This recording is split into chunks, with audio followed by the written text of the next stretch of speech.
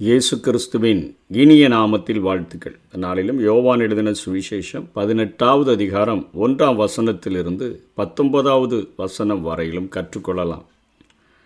17வது அதிகாரத்தில் 22வது வசனத்தில் நாம் ஒன்றாயிருக்கிறது போல அவர்களும் ஒன்றாயிருக்கும்படி நீர் எனக்கு தந்த மகிமையை நான் அவர்களுக்கு கொடுத்தேன் என்று இயேசு கிறிஸ்து ஜெபிக்கும்போது சொல்லுகிறார். இந்த அதிகாரத்தில் இயேசு கிறிஸ்து கெதரோன் ஆற்றுக்கு அப்புறம் போனார் என்று எழுதப்பட்டிருக்கிறது. ஒரு எருசலேமுக்கும் ஒலிவமலைக்கும் இடையில் இருந்த ஒரு பள்ளத்தாக்கு, அந்த பகுதியில் இருக்கக்கூடிய ஆற்றை குறித்து எழுதுகிறது.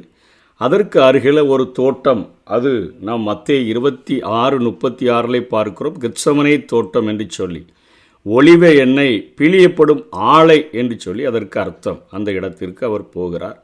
அடிக்கடி அங்கே போகிறபடினால யூதாஸ் காரியோத்து அந்த இடத்தை அறிந்து கொண்டு அவன் அங்கே 600 பேரை கூட்டிக் கொண்டு அவன் அங்கே வருகிறான். போர் சேவகர்களின் கூட்டத்தையும் பிரதான ஆசாரியர் பரிசேயர்கள் என்பவர்களால் அனுப்பப்பட்ட ஊழியக்காரர்களையும் கூட்டிக் கொண்டு பந்தங்களோடும் தீவட்டிகளோடும் ஆயத்தங்களோடும் அவ்விடத்திற்கு அங்கே யூதாஸ் வருகிறதை பார்க்கிறோம். இயேசு தமக்கு நேரிடப் போகிற எல்லாவற்றையும் அறிந்து கெத்சமனையில் கிறிஸ்துவினுடைய கேள்வி அங்கே அவர் எழுந்து 3 முறை லூக்கா ஜெபித்ததாக எழுதியிருக்கிறாரே, அவைகளெல்லாம் முடிந்து தேவ தூதனால் பலப்படுத்தப்பட்டு அவர் வரும்பொழுது இயேசுவே இங்கே கேட்பதாக யோவான் எழுதியிருக்கிறார். யாரை தேடுகிறீர்கள்?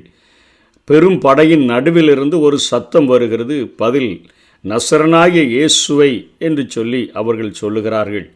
கிறிஸ்து உடனே சொல்லுகிறார், நான் தான் என்று சொன்ன மாத்திரத்தில் அவர்கள் பின்னிட்டு தரையிலே விழுகிறதை பார்க்கிறோம்.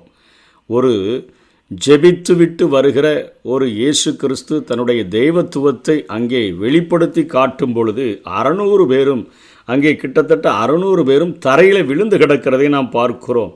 பின்னிட்டு விழுந்து கிடக்கிற ஒரு பெரும் படையை அங்கே பார்க்க முடிகிறது. அது அவருடைய தெய்வத்துவத்தினுடைய அறிக்கை. யாத்திராகமம் 3:14 சொல்கிறாரே, தேவன் அதற்கு தேவன் நான் இருக்கிறவராகவே இருக்கிறேன், அதைத்தான் நான் தான் என்று சொல்லுகிறதை பார்க்கிறோம்.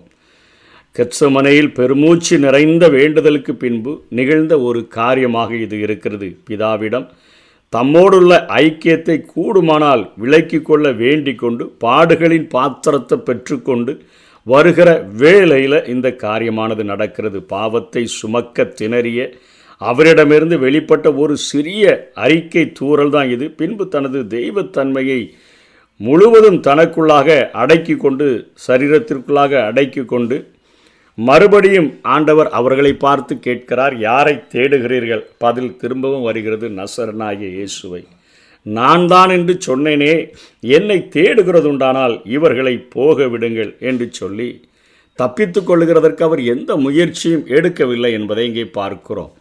17:22 பார்த்தோம். ஜெபிக்கும் பொழுது நீர் எனக்கு தந்த மகிமையை நான் அவர்களுக்கு கொடுத்தேன். பழைய ஏற்பாட்டில் ஆண்டவர் சொல்லும் பொழுது, யெகோவா தேவன் சொல்லும் பொழுது, என் மகிமையை வேறு ஒருவனுக்கும் கொடேன் என்று சொன்னவர் இங்கே இயேசுவின் மூலமாக தன்னுடைய வார்த்தைகளை நேசித்து விசுவாசிக்கிறவர்கள், இயேசுவை சொந்த இரட்சகர்களாக ஏற்றுக்கொள்கிறவர்களுக்கு அந்த மகிமையை நான் கொடுத்தேன் என்று சொல்லுகிறதை பார்க்கிறோம்.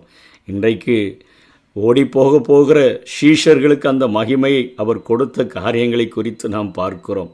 நம்மையும் விசுவாசிகளாக அழைத்து ஒன்றுக்கும் உதவாத நமக்கும் ஆண்டவராகிய இயேசு கிறிஸ்து சொல்லுகிற காரியம், நாம் ஒன்றாயிருக்கிறது போல அவர்களும் ஒன்றாயிருக்கும்படி நீர் எனக்கு தந்த மகிமையை நான் அவர்களுக்கு கொடுத்தேன். மகிமையை தருகிற இயேசு கிறிஸ்து இங்கே 2வது சொல்லுகிறார். அங்கே சீஷர்களை பிடிக்கிறாங்க.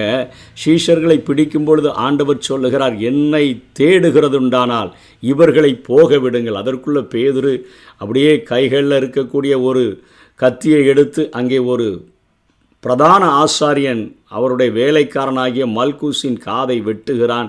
அதை ஆண்டவர் ஒட்டி வைத்து அங்கேயும் அற்புதத்தை செய்கிறார். ஆண்டவர் பூரண பலி ஆடாக தன்னை அங்கே ஒப்பு கொடுக்கிறதை பார்க்கிறோம். ஒப்பு கொடுத்து விட்டு சீஷர்களை விட்டு விடும்படியாக அவர் சொல்லுகிறதை பார்க்கிறோம். லூக்கா 22:53 அதுவரை அவர் மேலே கை நீட்ட முடியாத அவர்கள் ஆண்டவர் பார்த்து சொல்கிறார், நான் தினந்தோறும் தேவாலயத்தில் உங்களுடனே கூட இருக்கையில் நீங்கள் என்னை பிடிக்க கை நீட்டவில்லை, இதுவோ உங்களுடைய வேலையும் அந்தகாரத்தின் அதிகாரமுமாய் இருக்கிறது. இது இப்போது என்னை முழுமையாக தெய்வத்துவத்தை இந்த அடிமையின் சரீரத்திற்குள்ளாக அடக்கி கொண்டு உங்கள் கைகளில் ஒப்பு கொடுக்கிறபடினால உங்கள் வேலையாக இருக்குது. உங்களை பின்னாடி நின்று தூண்டுகிற சத்ருவினுடைய வேலையாயும் அதிகாரமுமாயும் இருக்கிறது என்று சொல்லுகிறார். மார்க் 14:46 பார்க்கிறோம், இப்பொழுது அவர் மேல் கை போட்டு அவரை பிடித்தனர். முழு தெய்வத்துவத்தையும் தனக்குள்ளாக அடக்கி கொண்டு அங்கே ஆண்டவராகிய இயேசு கிறிஸ்து நிற்கிறதை பார்க்கிறோம். ஆனால் தன்னுடையவர்களை முடிவு வரைந்தும் நேசித்தபடியினால் நீங்கள் தந்த மகிமையை நான் இவர்களுக்கு கொடுத்தேன் என்று சொல்லி ஆண்டவர் ஜெபித்தார். இங்கே இப்போ சொல்லுகிறார், நாம இருந்தானா 4 பேரை பிடிச்சிட்டு வாங்கனியாவது சொல்லுவோம். இயேசு கிறிஸ்து என்னை தேடுகிறது உண்டானால் இவர்களை போக விடுங்கள் என்று சொல்லுகிறதை பார்க்கிறோம். அந்த ஆட்டுக்குட்டி தம்மை ஒப்படைத்த போது உலக மனுக்குலமே விடுதலை அடைய அவர் சித்தம் கொண்டதை நாம் உணர்ந்து கொள்ள முடிகிறது. என்னே அவருடைய அன்பு தியாகம். இந்த கர்த்தரை தான் இன்றைக்கி தள்ளிவிட்டு அநேகர் வாழ்ந்து கொண்டிருக்கிறாங்க. வேறு மீட்பு என்பது இல்லவே இல்லை. இவரை சேவிப்பதை விட திருப்தியான வாழ்க்கை இந்த உலகத்தில் இல்லவே இல்லை என்பதை நாம் அறிந்து கொள்ள வேண்டும். அங்கே முடிவு பரியந்தமும் அன்பு வைத்த ஆண்டவர் அவர்களை விடை சொல்லுகிறதை வசனம் 8 பார்க்கிறோம். வசனம் 9 ஆவிக்குரிய ரீதியிலும் சரீர ரீதியிலும் அவர்களை காப்பாற்றுகிறதை நாம் பார்க்கிறோம். 1 கொரிந்தியர் 10:13 மனுஷருக்கு நேரிடுகிற சோதனையே அல்லாமல் வேறே சோதனை உங்களுக்கு நேரிடவில்லை. தேவன் உண்மை உள்ளவராயிருக்கிறார். உங்கள் திராணிக்கு மேலாக நீங்கள் சோதிக்கப்படுவதற்கு அவர் இடம் கொடாமல் சோதனையை தாங்கத்தக்கதாக சோதனையோடு கூட அதற்கு தப்பிக்கொள்ளும்படியான போக்கையும் உண்டாக்குவார் என்று சொல்லி கொரிந்து சபைக்கு பவுல் எழுதுகிறதை பார்க்கிறோம். வசனம் 10:11 மல்குஸ் காதை சீமோன் வெட்டுகிறார். அங்கே ஆண்டவர் அற்புதங்களை செய்கிறதை பார்க்கிறோம். பின்பு அண்ணா காய்பா என்பவர்களிடத்தில் விசாரணைக்கு ஆண்டவர் கொண்டு போகப்படுகிறதை பார்க்கிறோம். முதல்ல அண்ணாவினிடத்தில் கொண்டு போகிறதை யோவான் மாத்திரம் எழுதியிருக்கிறார். அங்கே எழுதியிருக்கிற மாத்திரத்தில் அவர் மேலே அவருடைய சீஷனை குறித்து குற்றம் சாட்டப்படுகிறபடியினாலே அங்கே வசனம் 19 அவருடைய சீஷரை குறித்தும் போதகத்தை குறித்தும் அவரிடத்தில் கேள்வி கேட்கப்படுகிறது.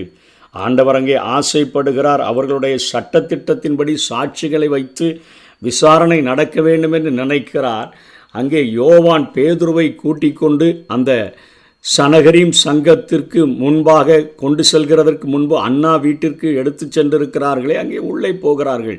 அங்கே இருக்கிற இடத்துல சீஷனை குறித்து ஒரு விசாரணை கேட்கப்படுகிறது. காதை வெட்டினபடியினால் இயேசு கிறிஸ்து காட்டி கொடுக்க வேண்டிய அந்த சூழ்நிலையில் பேதுருவை காட்டி கொடுக்காதபடி அந்த சீஷனை குறித்து ஒரு ஆன்சரும் பண்ணலை. தன்னுடைய போதகத்தை குறித்து மாத்திரம் ஆன்சர் பண்ணுகிறார். ஆண்டவர் சொல்லுகிறார், நான் எல்லா இடங்களிலும் தெளிவாக தான் பேசினேன். என் சீஷர்களிடத்திலையும் புரியலன்னா அதை குறித்து தான் விளக்கி சொன்னேன். என் போதகத்தை கேட்டவர்களிடத்தில் சாட்சிகளை ஏற்படுத்தி விசாரியுங்கள் என்று சொல்லி அங்கே சீஷனை காப்பாற்றி அவர் கேட்ட 2வது கேள்விக்கு மாத்திரம் ஆன்சர் பண்ணுகிறதை பார்க்கிறோம். இயேசுவினுடைய அன்பு எத்தகைய ஒரு அன்பு!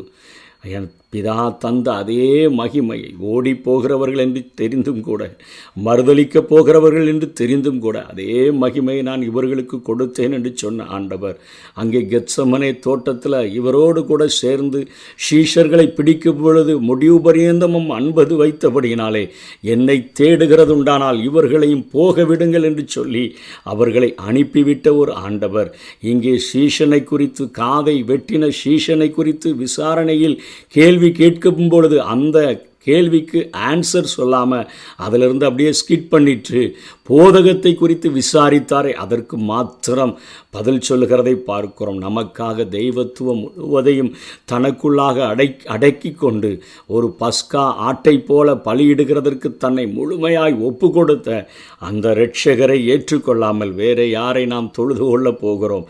இன்றைக்கே தீர்மானிப்போம். கர்த்தர் தாமே நம்மை ஆசீர்வதிப்பாராக. ஆமேன்.